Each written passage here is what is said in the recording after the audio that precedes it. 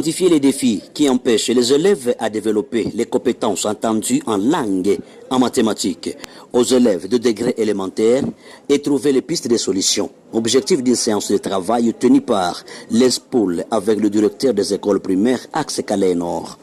Une séance qui se tenue à Minova, aux enceintes de l'école primaire Umoja.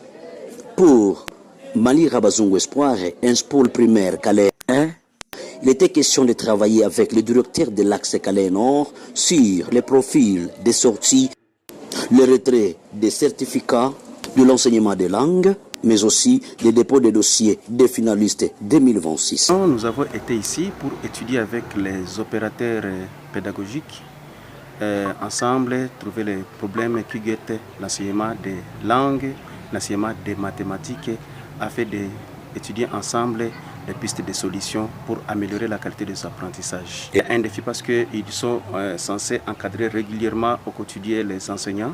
Alors on devait les stimuler, les sensibiliser, puisqu'on prendre conscience des niveaux d'encadrement des enseignants pour améliorer, à ce qui concerne l'amélioration de la qualité des apprentissages. Et bientôt nous allons introduire une approche dans les écoles de Calais 1, dans la province du Sud Kivu, Teaching at Right Level, apprendre au bon niveau.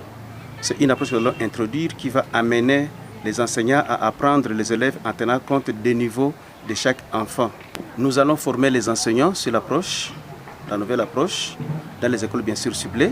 Nous allons étudier comment étendre l'approche dans d'autres écoles qui ne sont pas prises en charge par les partenaires, afin que les enseignants puissent développer les activités d'enseignement à bon niveau dans leur classe, afin d'améliorer la qualité des apprentissages dans toutes les écoles du pôle primaire.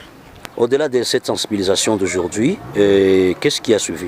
Merci beaucoup. J'ai profité de cette activité combien capital pour remettre les certificats des finalistes de l'édition 2024 au directeur, afin de les remettre gratuitement aux élèves dans les écoles. Mais aussi, il a été l'occasion pour nous de lancer des contrôles des dossiers des finalistes pour l'édition 2026. Le message au directeur, c'est une interdiction formelle de monnayer les contrôles des dossiers, parce que beaucoup d'étudiants se cachent derrière les inspecteurs. On dit que l'inspecteur demande l'argent. Il n'y a aucun élève qui doit payer l'argent pour le contrôle des dossiers.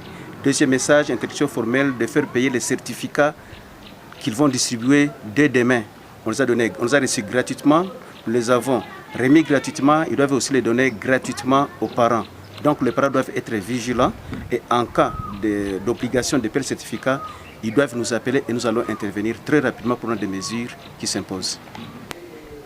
Nous avons participé à la formation. Il y avait des points vraiment très importants, surtout des points qui concernaient l'enseignement des langues et l'enseignement des mathématiques.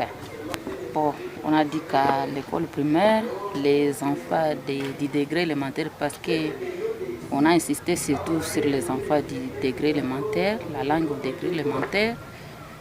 On nous a dit que les enfants doivent s'exprimer librement, oralement, en langue congolaise et en français. Après la formation, nous avons retenu qu'à l'école primaire, il faut que les enfants de l'école primaire aient cette chance de maîtriser la langue congolaise. Vous voyez que nous sommes déjà en masse. Nous étions invités par notre SPOL.